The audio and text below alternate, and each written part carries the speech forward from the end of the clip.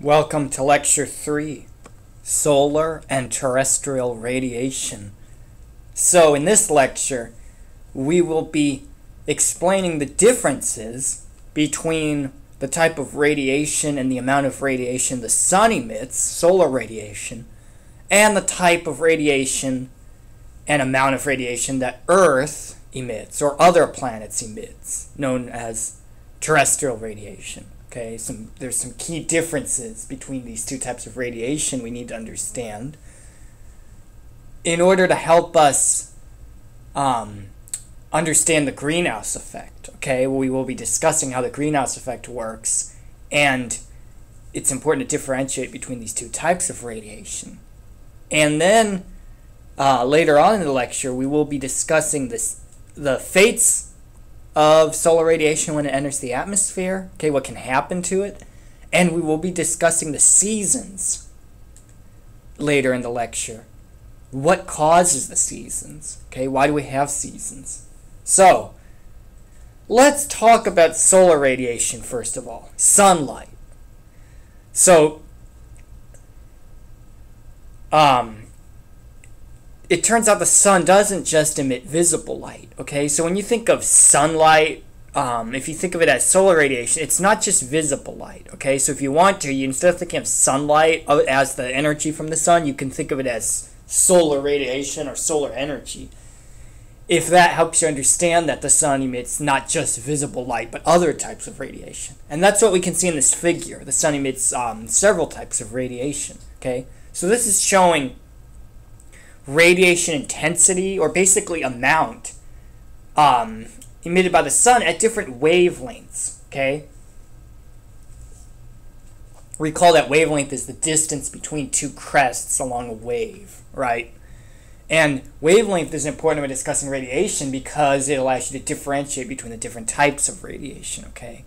And so, if you were going to ask a question, well, where does the sun emit the most radiation in terms of wavelength? It's in the visible spectrum. It's actually at 0.5 micrometers. Okay, that's the wavelength where the sun emits its most radiation. And can you see what percentage of total solar radiation is in the visible spectrum, visible light, from 0.4 to 0.7 micrometers? This mu means micro. 1 micrometer is a millionth of a meter. Nearly half, 44% of solar radiation is in the form of visible light, which humans can see, okay? But that's not the only type of radiation the sun emits.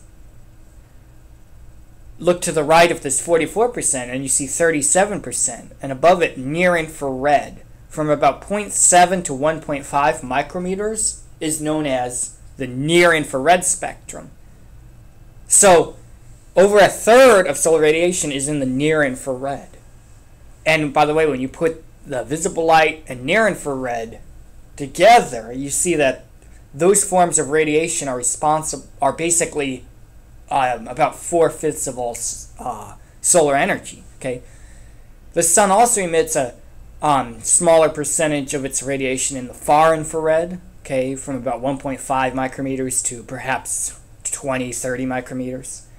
And then it emits very small relative proportions of longer wavelengths, like we were discussing in the last lecture, such as microwaves, TV waves, and radio waves.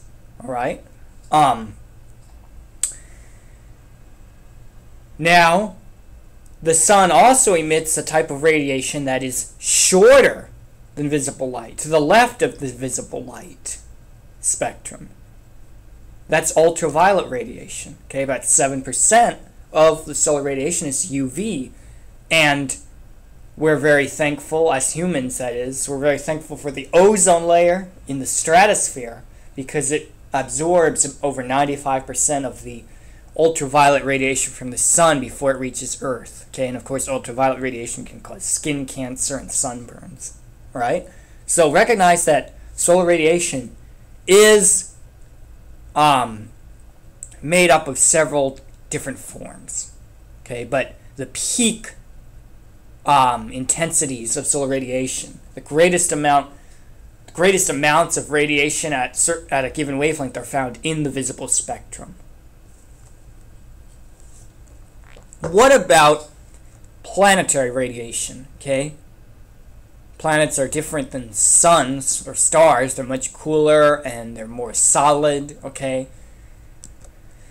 well, we can think of planets emitting terrestrial, it means planetary or long wave radiation. Planets mainly emit infrared radiation. Okay, that's what you also emit, humans emit. And the thing about planetary radiation is that it's generally emitted at wavelengths, I'll ask you, shorter or longer than those contained in solar radiation? Do planets mainly emit radiation at shorter or longer wavelengths than those found in solar radiation, that is the radiation from the sun?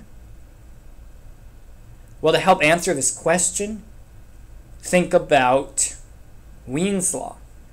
Warmer an object, the more intensely of radiation it emits. Okay, the cooler an object, basically the less total radiation it emits. And you should know that the sun is very hot, much hotter than the planets. Okay, even Venus, which is 896 Fahrenheit, at the surface on average, that's its average surface temperature, is much cooler than the sun. Average surface temperature of the sun is around 6,000 degrees Fahrenheit. So planets are cooler and therefore they emit longer wavelengths radiation. For this reason, the radiation emitted by the sun, the solar radiation, is often called shortwave radiation. So you can kind of use the terms solar radiation and shortwave radiation interchangeably. On the other hand, planets generally emit terrestrial radiation, also known as long-wave radiation. And specifically, the type of radiation planets emit is infrared. Now, we can also talk about the amounts of radiation emitted. Okay? So what we've seen from this slide, first of all, is that what you can conclude from that previous slide is that the sun, because it's much hotter than planets, sunlight consists of shorter wavelengths than planetary radiation. But you'll also find that the sun emits a lot more radiation than planets in accordance with that other radiation law we talked about, the Stefan-Boltzmann law.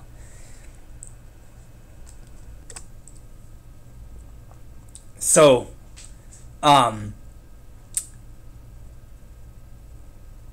this figure shows radiation intensity or amount for both shortwave radiation from the sun and longwave radiation from the Earth. And shown are the average surface temperatures of these two astronomical bodies. The average surface temperature of the sun is 6,000 Kelvin, or over 10,000 degrees Fahrenheit. I think I said that just a moment ago that the average surface temperature of the sun is 6,000 degrees Fahrenheit. Scratch that. 6,000 Kelvin, or over 10,000 degrees Fahrenheit. And the Earth's average surface temperature is 288 Kelvin, which is about 15 degrees Celsius, or 59 degrees Fahrenheit. Notice that the peak wavelengths of radiation for the sun are found at shorter values than for the Earth. Okay, can you see what wavelength the Earth emits the most radiation? It's about 10 micrometers, okay, in the infrared spectrum. And almost all of the radiation from the Earth that it emits, almost all the radiation the Earth emits, folks, is from 5 to 20 micrometers, okay? It emits very little radiation shorter than 5 micrometers or longer than 20 micrometers. For reference, the sun emits almost none of its radiation at wavelengths longer than 5 micrometers, even longer than a few micrometers, like 2 or 3, okay? So that's the difference in terms of wavelength, but then look at amount. Can you get the sense that the sun emits a lot more radiation than the Earth? Okay. If any of you have taken calculus, you'll remember the integral is the area over the curve. The integral of a function, basically, is the area under the curve. And if you were going to integrate across all wavelengths and find the area of the curve, area under the curve for the sun, it'd be a lot greater, right, than for the Earth. And by the way, these are basically kind of actually two figures in one. They're not linear. The y-axis is not linear. This is an exponential y-axis. So the sun even emits a lot more radiation than it even looks like compared to Earth. If you remember that the amount of radiation emitted by an object is proportional to the fourth power of temperature in accordance with the Stefan-Boltzmann law, you can do the math and find that the sun emits about 188,000 times as much energy. Radiation is a way to transfer energy as Earth. Okay, now we are understanding the differences between solar and planetary radiation. Now, what can happen when solar radiation when it enters the atmosphere? There are two major fates. So each beam of incoming sunlight can be either, one, reflected back to space. Okay? So basically bounce off of some part of Earth and go back into space, and none of it used to heat up Earth. And the reflection can take place at a couple locations. It can either take place in the atmosphere, okay, so above the surface in that thin layer of air that is held near the Earth by gravity. And there are three types of objects in the atmosphere that can reflect the solar radiation. There are clouds. Certain clouds are better at reflecting sunlight than others, okay? And you know how a cloudy day can be cooler than a warm, sunny day because of the reflection of solar radiation. Gases in the atmosphere can reflect solar radiation back to space, although we will talk about, in fact, the atmospheric gases are fairly transparent to solar radiation. And aerosols can reflect solar radiation back to space. Aerosols are those microscopic, so very small, solid or liquid particles suspended in the atmosphere. Okay, when there's enough of them in concentration and volume, you see a layer of pollution. And just for an example of how aerosols can reflect solar radiation back to space, Mount Pinatubo erupted in '91, emitted a lot of smoke and dust into the atmosphere, and caused a global temperature decrease of 0.2 degrees Celsius the following year. Now, the atmosphere can reflect solar radiation back to space, but there's one other part of the Earth, one other major area on Earth that can. The surface, okay? And we'll talk about the reflection percentage with respect to incident light later in this class, called albedo, okay? Now,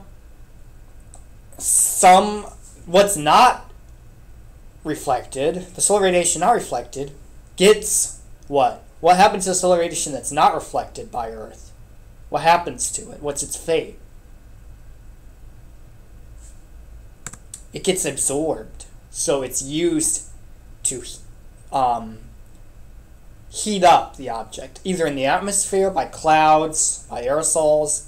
There are some aerosols that are better at absorbing solar radiation, reflecting it, and warming Earth, like black carbon aerosols because of their dark color, or by the surface. Okay. Now, let's start to understand the greenhouse effect. When we talk about absorption of solar or shortwave radiation by atmospheric gas molecules, we need to understand that it's fairly weak. Most of the absorption of shortwave radiation occurs at the Earth's surface. Not much solar radiation is absorbed by atmospheric gases. Okay, most of it passes through the atmosphere. The shortwave radiation gets absorbed at the surface, and most gases in the atmosphere, the overwhelming majority of them, in fact, do not interact strongly with long-wave radiation, which, as you now know, is the radiation emitted by the Earth's surface. Okay, but there are some special gases out there that can absorb certain wavelengths of long-wave radiation emitted upward by Earth's surface. Do we know what we call those gases? Hint, they're the ones that trap Earth's outgoing heat and keep the planet warmer than it otherwise would be. They are greenhouse gases. And so the molecules of those greenhouse gases, including carbon dioxide, water vapor, methane, nitrous oxide, are able to absorb certain wavelengths of long-wave radiation. Okay. Let's look at a figure showing the absorption percentages for different types of radiation by the gases in Earth's atmosphere. And this will be very helpful in understanding how the greenhouse effect works. Okay, so this figure is from your book, figure 2.11, from the 6th edition, showing absorption of radiation by gases in the atmosphere. The shaded purple area for these different gases, so as the total atmosphere, show the percentage of radiation absorbed by each gas respectively. And this figure really helps you understand some of the important selectively absorbing gases in the atmosphere. Notice that both water vapor and carbon dioxide, here's water vapor, here's carbon dioxide, are strong absorbers of infrared radiation and poor absorbers of visible radiation. Okay, so notice that for infrared radiation from about 1 to 20 micrometers, how many wavelengths that water vapor absorbs greatly at. Okay, there's so many wavelengths where it absorbs all or much of infrared radiation. Okay, remember that's what the Earth emits. Carbon dioxide has these certain wavelengths where it absorbs well. But remember, almost half of the radiation by the sun is found in the visible spectrum, about 0.4 to 0.7 micrometers shown by the colors. And notice that for water vapor, carbon dioxide, also these are two greenhouse gases, also methane and nitrous oxide, these greenhouse gases, how much or what percentage of radiation in these wavelengths, which is what the sun emits, is absorbed? Zero! Nada! Okay? So that tells you that these greenhouse gases let visible radiation in. Okay? Then you're thinking, oh, well, how about ultraviolet? Well, similar story for nitrous oxide, methane, water vapor, carbon dioxide. And then near infrared. Remember how about 37% of the solar radiation is near infrared from 0.7 to 1.5 micrometers? Well, these greenhouse gases also generally, with the exception of water vapor, generally don't absorb well in the near infrared either. But they are able to absorb certain wavelengths of far infrared. Okay. As these gases absorb infrared radiation emitted by the surface of Earth, they gain kinetic energy. The gas molecules share this energy by colliding with neighboring air molecules, such as oxygen and nitrogen, which are not good absorbers of infrared radiation. Okay. What do you call that form of radiation? Sharing energy with the neighboring molecules by touch? That form of energy transfer, that's conduction. Okay. Observe that there is this bottom part of the figure, this bottom diagram showing absorption percentages by the total atmosphere. Okay.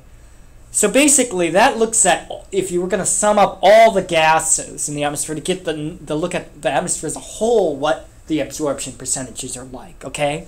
And notice, thankfully, almost all the UV is absorbed, thanks to ozone, okay? There's small percentage of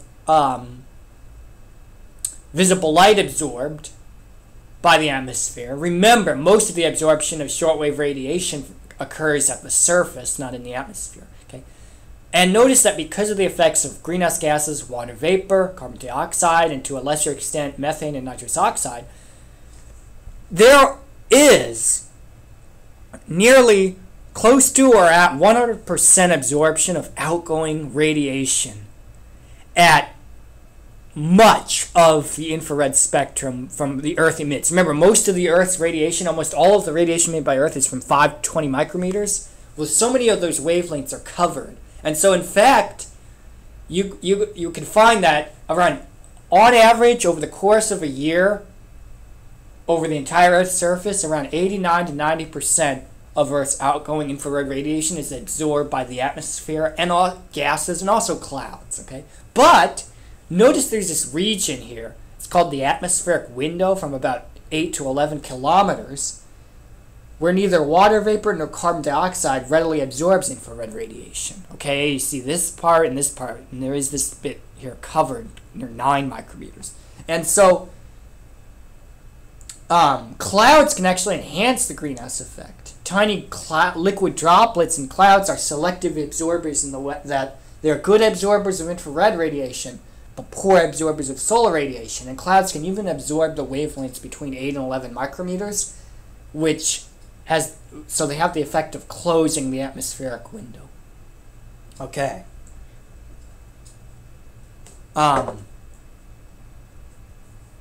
So, moving on. Moving on to what the Earth's surface temperature would be like without the greenhouse effect compared to what it is with the greenhouse effect. Here is what the Earth's average surface temperature would be with no greenhouse effect. A very cold minus 18 degrees Celsius or 0 degrees Fahrenheit. Okay. Here is the incoming solar energy or radiation. Okay, it passes through the generally clear atmosphere, can get absorbed or reflected at the surface. And the Earth emits outgoing IR, which stands for infrared, as you might surmise, energy. Notice the wavelengths are longer, right? See that? Than the wavelengths for the solar energy. The surface is pretty barren. Now, we add the greenhouse gases to the atmosphere, and we get a nice green surface where crops can grow. And we see that some of the infrared, in fact, much of the infrared radiation emitted upward by Earth's surface gets absorbed before it enters space, before it leaves the atmosphere, and that keeps the surface temperature 59 degrees Fahrenheit warmer and rising.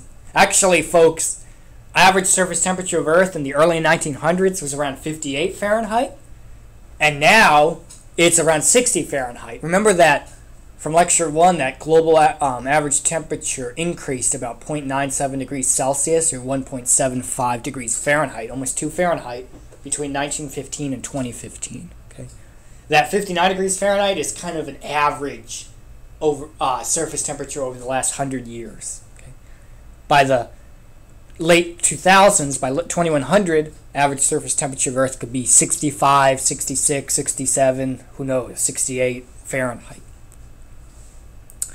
Now, we were talking about how shortwave radiation can be reflected. And there's actually different ways reflection can happen. Not only can light be reflected by something and bounce off at the same angle it came in, but can also be reflected in all directions. We call this scattering. Here is figure 2.13 from your book showing the scattering of sunlight by air molecules. Okay, so see these kind of two spheres? This basically could be nitrogen or oxygen, N2 or O2 molecule. Sunlight comes in, okay, shown by this fancy arrow, and air molecules, it turns out, tend to selectively scatter the shorter wavelengths of visible light more effectively than the longer wavelengths.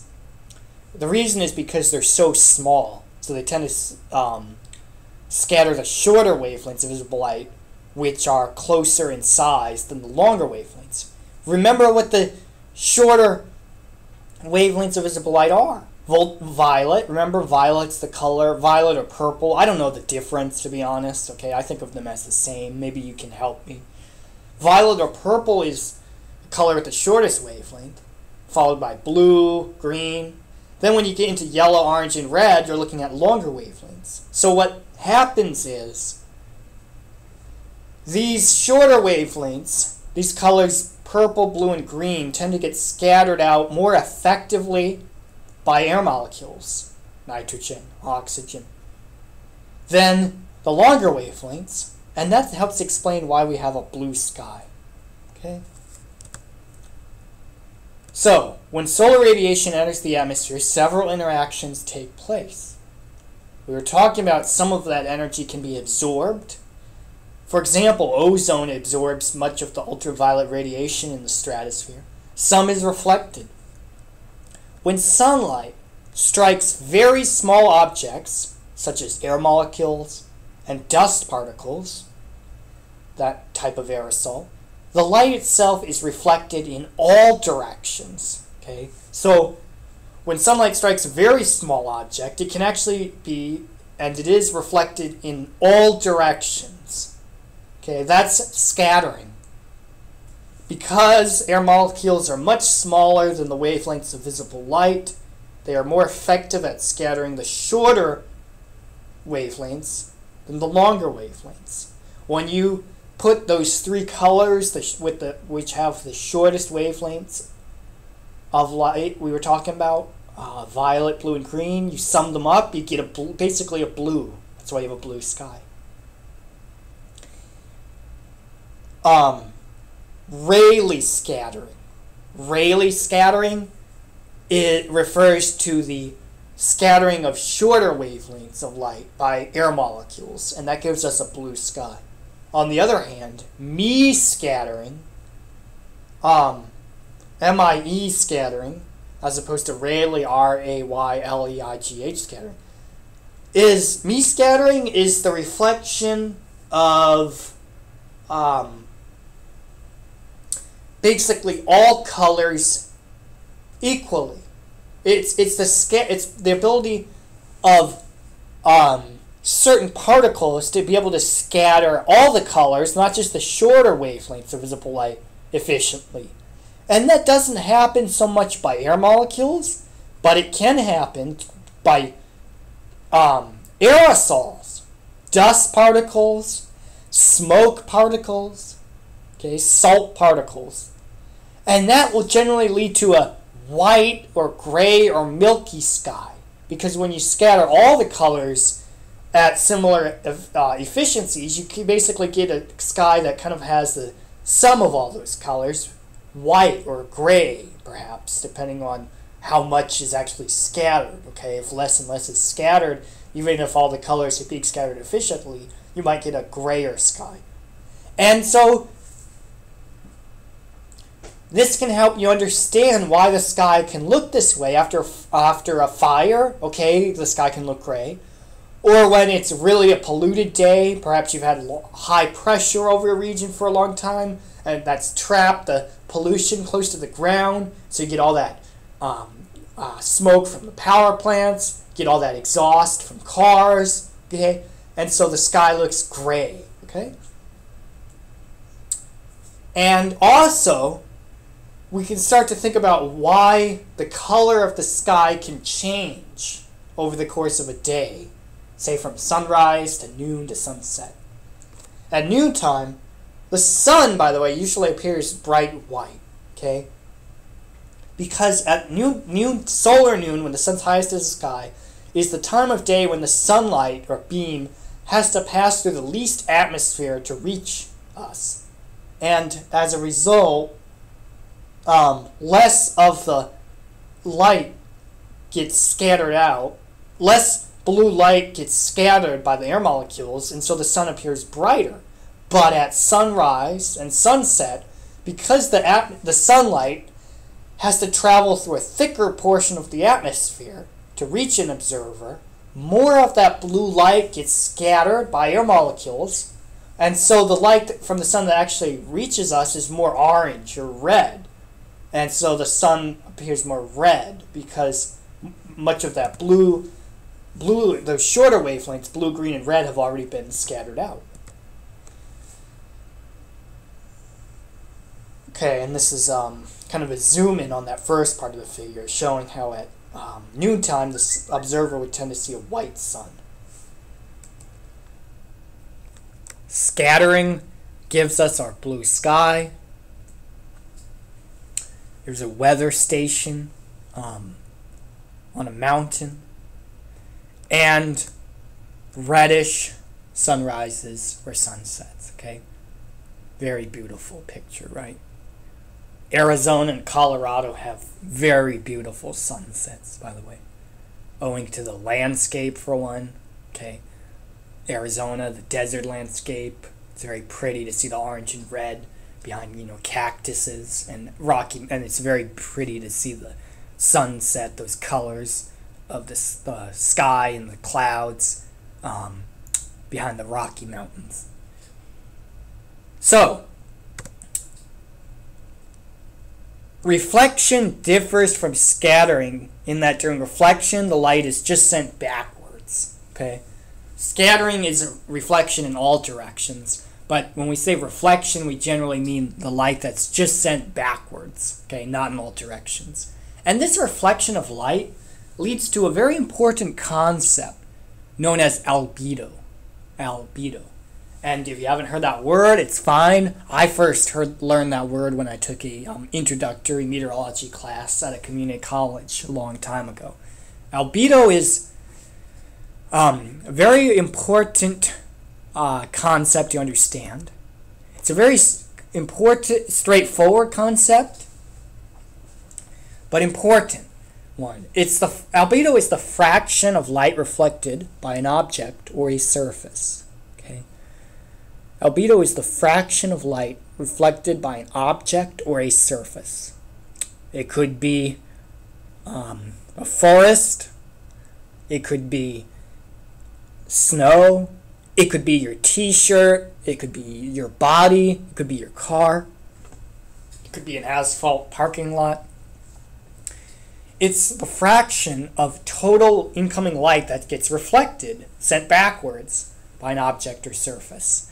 And remember, a percentage is a fraction too, right? A percentage is just out of 100, okay? So if you can think of albedo as a percentage too. White objects have high albedos, whereas black objects have low albedos. The lighter an object, the higher the albedo. The darker an object, the lower the albedo. Okay? And why you see white. Let's say you see someone wearing a white t-shirt or you see a white colored car. The reason you see white is because that particular surface is reflecting all the light or almost all the light back to you. So all the light, all the colors, and when you put back to your eyes, and when you add all those colors up, you get white. Okay?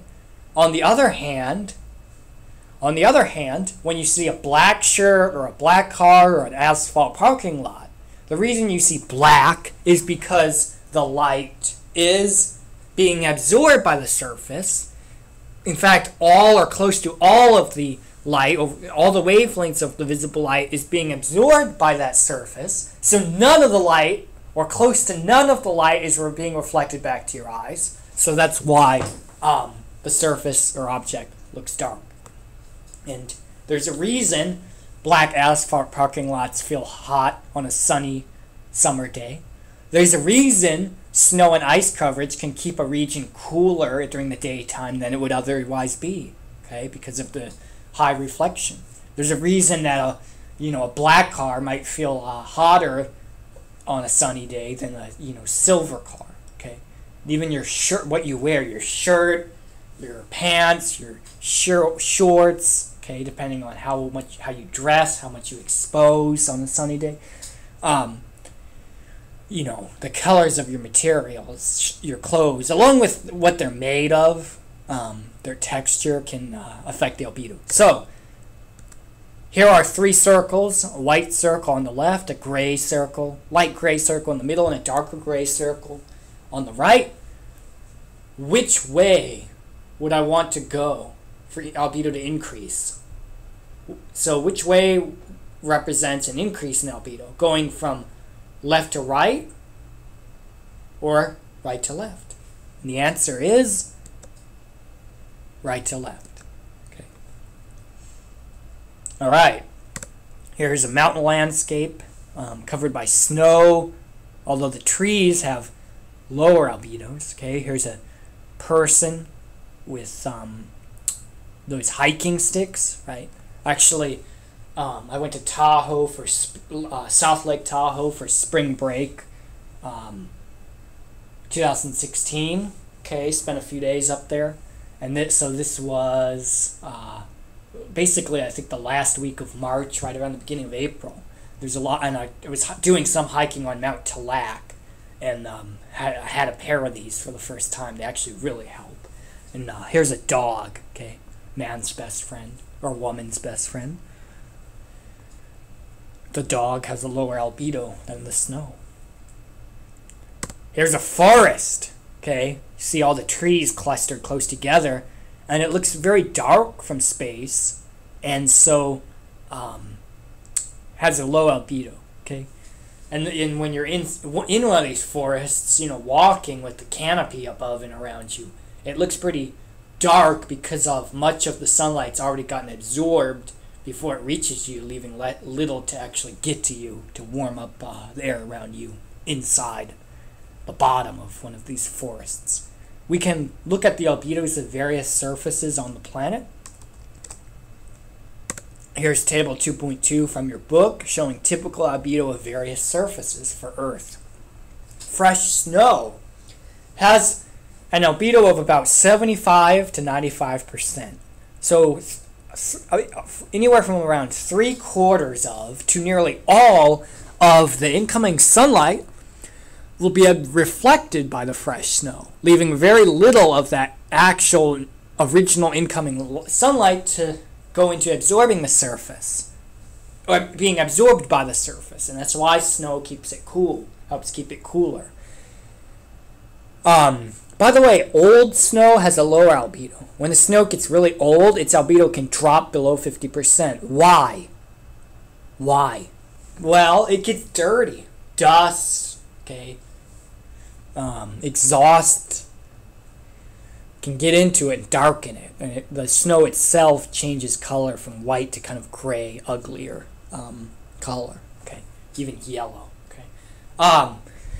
Different clouds have different albedos. Thick clouds, like cumulonimbus clouds and also stratus clouds are thick, have higher albedos than, say, thin clouds, which let more of the sunlight in. Venus has an average albedo of over 70%, although it's much warmer than the surface of Earth because of its very strong greenhouse effect. Ice cubes have albedos of 30 to 40%. They're not as bright as snow, okay? They're more transparent and clear. Sand can have an albedo of 15 to 45%. As a whole, Earth, including both the surface and atmosphere, has an albedo of 30%. This is an average value over the entire surface and course of a year. It's highly variable from place to place and time of year. Mars has an albedo of 17% as a whole. A grassy field could have an albedo of 10 to 30%. A dry plowed field, an even lower albedo. Okay? Liquid water has a daily average albedo of 10%. That's extremely low. Okay? That's why the oceans look very dark from space. Okay? Open ocean absorbs almost all the incoming sunlight that encounters it, that it intercepts. And so one major issue when we talk about global warming and melting of the polar ice caps, melting of the sea ice in the Arctic in the summertime, is what's happening is the surface is changing from one that reflects 80 to 90% of the incoming sunlight, keeping it very cold up there, to one that absorbs 80 to 90% of the sunlight, which would heat the region up faster, lead to faster melting, lead to more of a decrease in albedo, hence a faster warming, and so it's a positive feedback loop. Okay, and partly due to this positive ice albedo feedback loop, it's called, the polar regions are warming much faster than other latitudes of the world, like the mid-latitudes where we live in, and the low latitudes, such as tropics. Forests, as we talked about, have low albedos, as does the moon.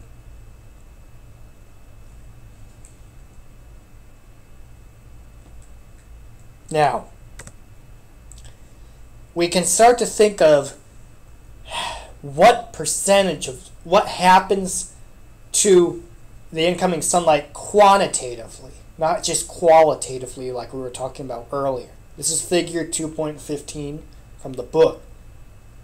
So on the average of the solar energy that enters the atmosphere, let's think of a nice round number. Let's say 100 units of solar radiation enter the top of the atmosphere. And this is over the entire Earth over the course of averaged over the course of a year. Okay, it's in the summertime, more solar energy enters the top of the atmosphere. Sun's higher in the sky. Say it's 100 units. About 30 of those units, 30% will be reflected by the Earth, including 20% of that original 100% by clouds, 6% by atmospheric gases, 4% by the surface. Okay? Of the remaining energy, there's 70% remaining, 19% will be absorbed by the atmosphere and clouds, and about half, 51% of that original incoming solar radiation at the top of the atmosphere will be absorbed at the surface. Direct radiation is that which makes it through the clear atmosphere. Diffuse radiation is that which pass through clouds, okay, and aerosols. So it's not as direct when it reaches us at the Earth's surface. So, like we said earlier, the absorption of solar or shortwave radiation by atmospheric gases is fairly weak. Most of that absorption of solar radiation occurs at the surface. Okay, moving right along, let's talk about the seasons. Okay? Why do we have seasons? This lecture is being recorded on September 10th, and we're getting very close to the beginning of fall in the Northern Hemisphere. And already the leaves are slightly beginning to change color. And soon they're really going to start changing colors from greens to yellows and oranges and reds, and they're going to start falling. Okay, very beautiful to watch the changing of the colors of the leaves of the trees on campus and also downtown, okay, like on South 2nd Street. So why do we have seasons? What do you think? Well, seasons are regulated by the amount of solar radiation received at the Earth's surface. Okay? And this amount of solar radiation received at the surface is determined by two factors, everyone. One, the angle at which sunlight strikes the surface. The higher the angle, the more direct radiation, and the more amount received at the surface. And two, by how long the sun shines on a particular latitude, distance north or south of the equator, per day, the daylight hours. Okay? A season is one of the major divisions of the year, generally based on annual periodic changes in weather. Okay? It's a way of dividing up the year. There are 4 seasons, right? Spring, summer, fall or autumn, and winter. Those are 4 astronomical seasons. You know, some places in the world don't really have meteorological seasons, okay? So, in order to help understand the seasons, we have to understand some important definitions. Starting with insolation. It's just an abbreviation for incoming solar radiation. That's where that word comes from. What about solstice? You may have heard of this word. There are 2 solstices each year. And those are days of the year when the sun shines directly overhead, 23.5 degrees south, the Tropic of Capricorn at noontime, or 23.5 degrees north, the Tropic of Cancer at noontime. Okay? On the June solstice, which occurs on June 21st, the first day of summer in the Northern Hemisphere, also the longest day of the year in the Northern Hemisphere. The sun shines directly overhead, 23.5 degrees north. This is the shortest day of year in the Southern Hemisphere, the June solstice is, and the first day of winter in that hemisphere. On the December solstice, which occurs on December 21st, the sun shines directly overhead, 23.5 degrees south at noontime. This is the first day of winter and shortest day of year in the Northern Hemisphere. This is the first day of summer and longest day of the year in the Southern Hemisphere. Now, the fact that there are two solstices each year, there are two equinoxes each year. And do you know the dates of the equinoxes? And also, what is an equinox? Well, an equinox is a day of the year, there's two, when the sun shines directly overhead the equator at noontime, 0 degrees latitude, right? And the two equinoxes each year are the vernal equinox on March 20th. That's the first day of spring in the Northern Hemisphere, the first day of fall in the Southern Hemisphere. And the autumnal equinox on either September 22nd or 23rd, depending on the year. It's coming up in under 2 weeks. That's the first day of fall in the Northern Hemisphere and the first day of spring in the Southern Hemisphere. What does equinox mean? Well, look at the word. What do you think equa means? E-Q-U-I. Equal. Okay. How about nox? Well, think of Harry Potter. What if you say nox to your wand? What happens? The light. If you had it illuminated, light at the end. You say nox, the light goes out.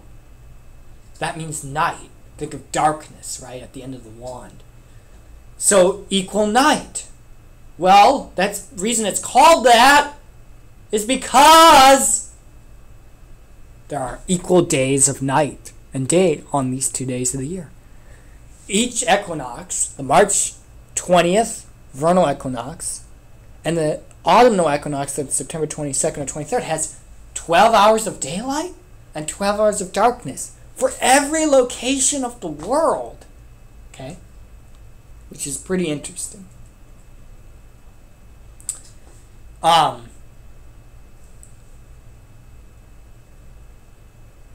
Now,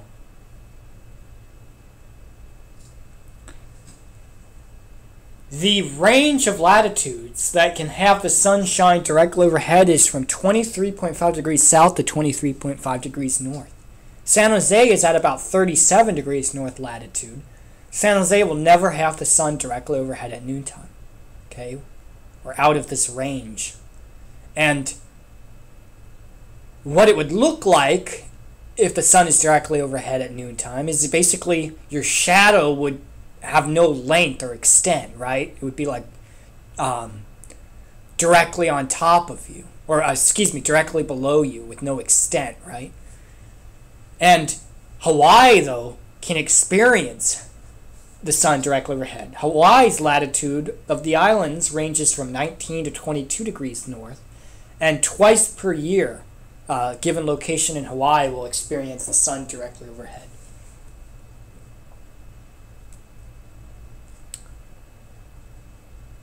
Now, be prepared to have your mind blown. Here's a figure showing a highly exaggerated elliptical path of the Earth's orbit around the sun. The Earth revolves around the sun. How long does it take for the Earth to complete one revolution or orbit around the sun? 365.24 days. Oh! That's why there's a leap day every 4 years.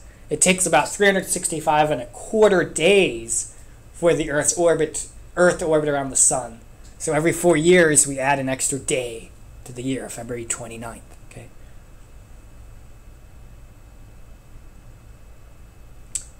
Oh, that reminds me. Actually, last semester I had a student who actually knew someone who was born on February 29th.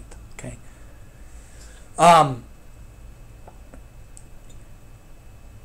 This is exaggerated, but what do you see? Because the Earth orbits the sun, not a circle or an ellipse. It looks a lot more like a circle, but it is a slight ellipse.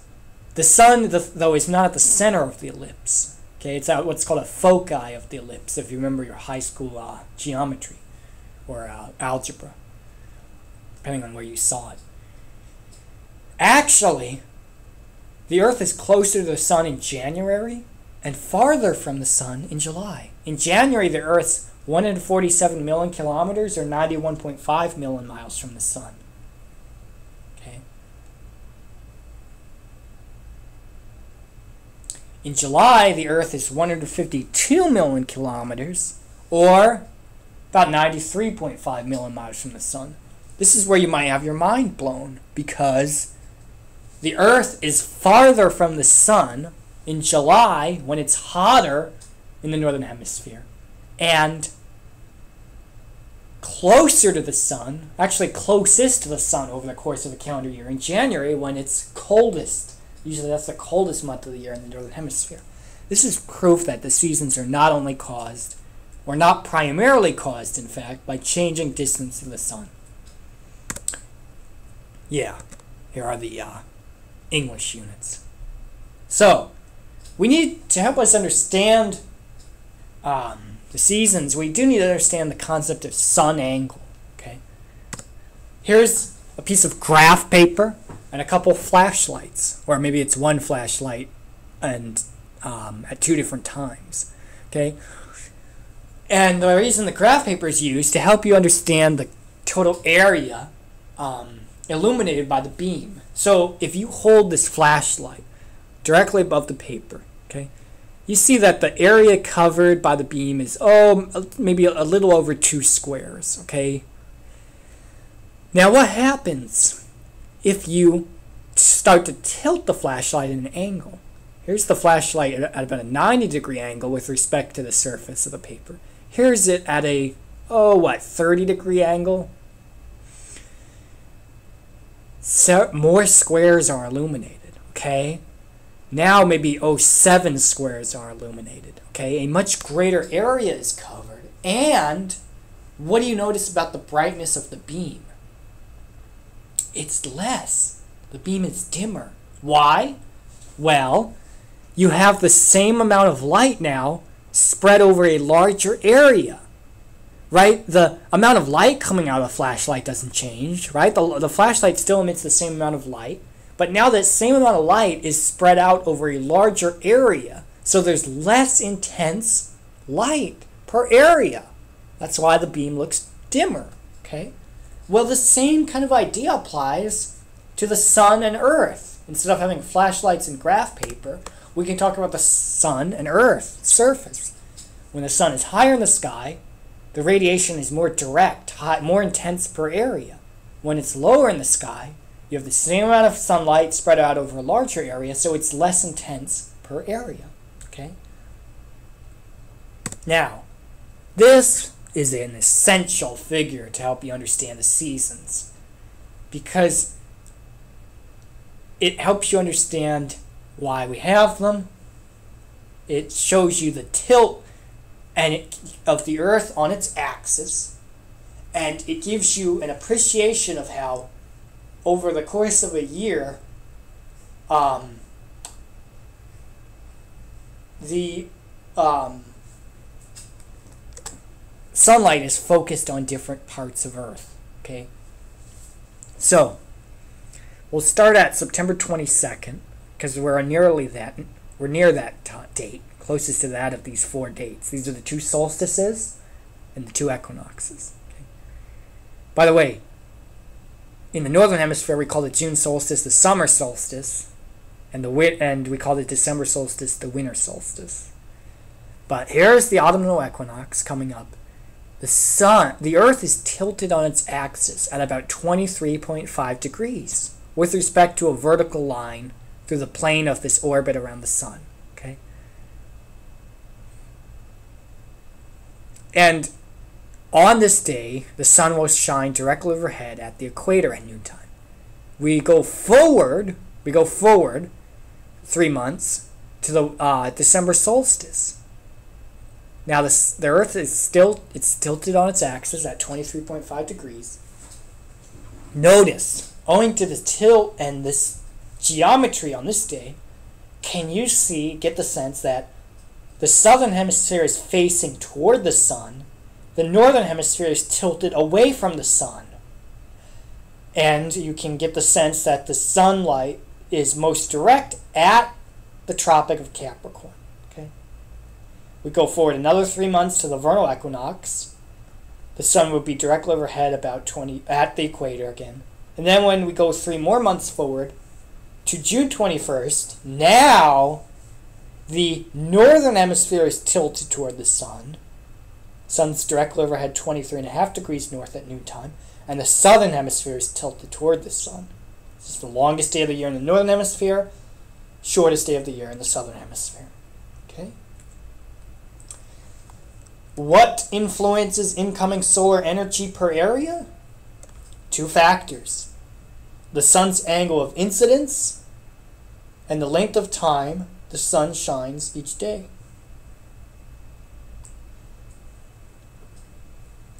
A lower sun angle is associated with less or more incoming energy per area. Less. Okay. Lower the sun angle, the less incoming energy per area. Higher the sun angle, the more incoming energy per area. Okay. So in the I'll get to that in a minute. And then the other factor influencing total incoming solar energy per area is the length of time the sun shines today. In the summer, there are more sunlight hours. In the winter, there are less sunlight hours. So, the reason that it's colder in the wintertime in the northern hemisphere is, 1, the sun is lower in the sky, okay? So the energy is more indirect per area. It's less intense per area. And in the wintertime, there's less hours of sunlight, okay? So in the wintertime, you have less hours of sunlight, and even when the sun is above the horizon, it's lower in the sky, and so the energy is less direct.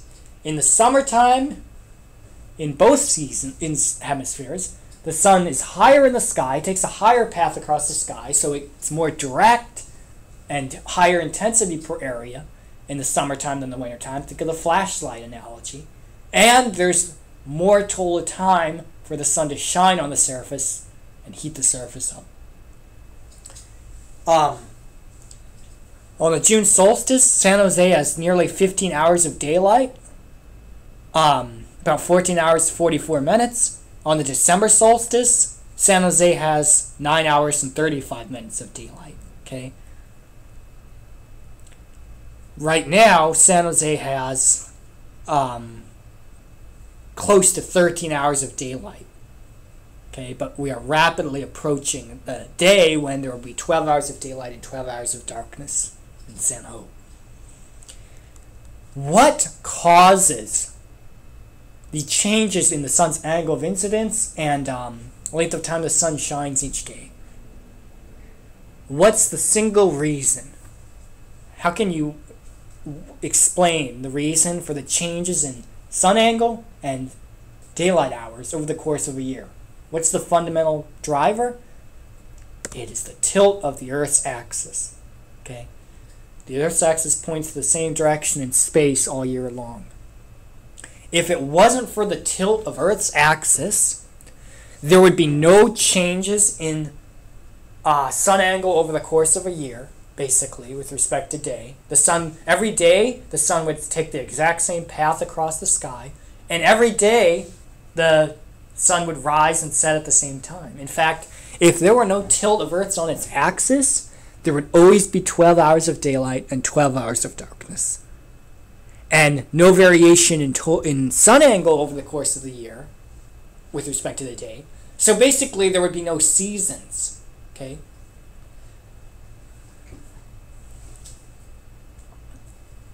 And the seasons, we talked about the leaves, okay? Here's a beautiful picture from New England showing multiple colors of leaves on these nearby trees in one photograph.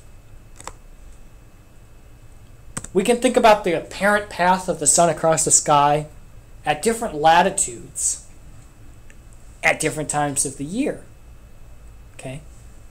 To try to help us understand the reasons for the variation of the seasons at different latitudes, okay?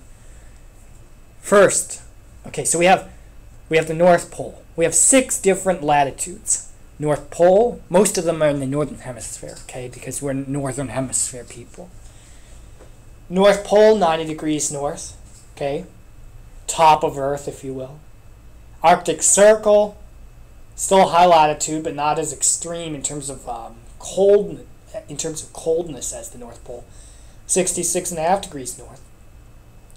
Middle latitudes, near where we live, 40 degrees north. Tropic of Cancer, 23.5 degrees north. Equator, 0 degrees north. Tropic of Capricorn, 23.5 degrees north. Let's look at each one first, solely, and look at how the sun's path across the sky varies, actually over 4 days of the year. It looks like we have 3 paths of the sky, 3 paths of the sun across the sky at these different latitudes. But if you look closely, you'll see one is equinox, and so there's 2 equinoxes, and it turns out each equinox has the same, basically, path of the sun across the sky, whereas the solstices have different paths of the sun across the sky. So let's look at the North Pole. How does the sun's path across the sky vary at this latitude for these different days of the year? Well, on the 2 equinoxes, the sun basically stays along the horizon, okay? You do not see the December path here because in December, the sun is below the horizon. There's constant darkness. On the other hand, on the June solstice, the sun remains above the horizon the entire day. Okay. In fact, you really want to talk about extreme differences in daylight? From the North Pole has 6 months of daylight and 6 months of darkness. No kidding. From the March equinox to the September equinox, the sun remains above the horizon. At the North Pole, from the September equinox to the March equinox, the sun remains below the horizon at the North Pole. So coming up in less than 2 weeks, the sun will dip below the horizon at the North Pole, and it will not peak above the horizon again for 6 months. Okay. At the Arctic Circle, there are very long hours of daylight still on the June solstice. Okay. And almost no daylight on the December solstice. Okay. Basically, in the summertime, in the Northern Hemisphere, as you go farther north, the length of daylight increases. In the wintertime in the Northern Hemisphere, as you go farther north, the length of daylight increases. Okay. So I used to live in Portland, Oregon. That's where I grew up as a kid, and I remember in the summertime there, the sunset being at or after 9 p.m. Okay, even more dramatic in Seattle. Okay. Here are the middle latitudes. Notice in June, the sun is higher in the sky than on the equinoxes, and in December the sun's lower in the sky than on either the spring or fall equinoxes or the June solstice. And notice the longer path.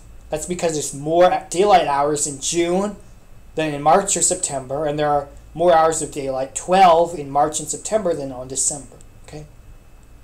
As you start going farther south in the Northern Hemisphere toward the equator, the sun becomes higher in the sky and the variation in daylight is less.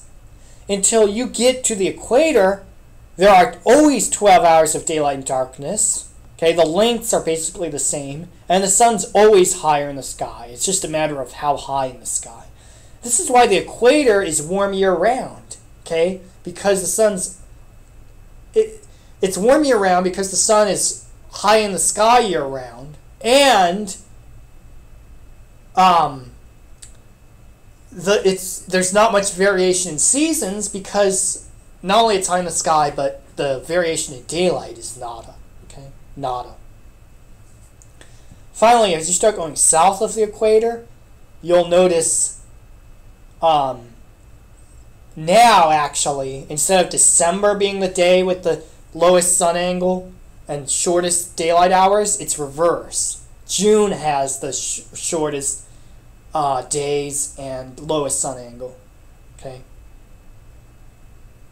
And in the northern hemisphere, generally now in both hemispheres, the sun rises in the east and sets in the west. But in the northern hemisphere, the sun generally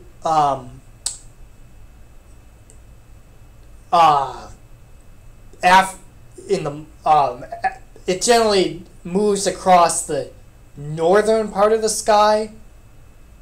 Excuse me, the southern part of the sky. But in the southern hemisphere, it generally moves over the northern part of the sky, okay, over the course of a day. Question. What do you think this graph represents? What are we looking at? We're looking at insolation. Remember that stands for incoming solar radiation. At a range of latitudes from 90 degrees south, the southern hemisphere, to 90 degrees north. And what I want to know is, what of these 4 months does this graph represent? December, March, June, or September? And why? So this will be a question for the Lecture 3 discussion. Now, when you start thinking about how energy is distributed with respect to latitude over the course of a year, it turns out that there's a surplus of energy in the tropics, and actually extending into the lower mid-latitudes. From about the equator to 37 degrees north and south, 37 degrees north in the northern hemisphere, 37 degrees south in the southern hemisphere, there's more energy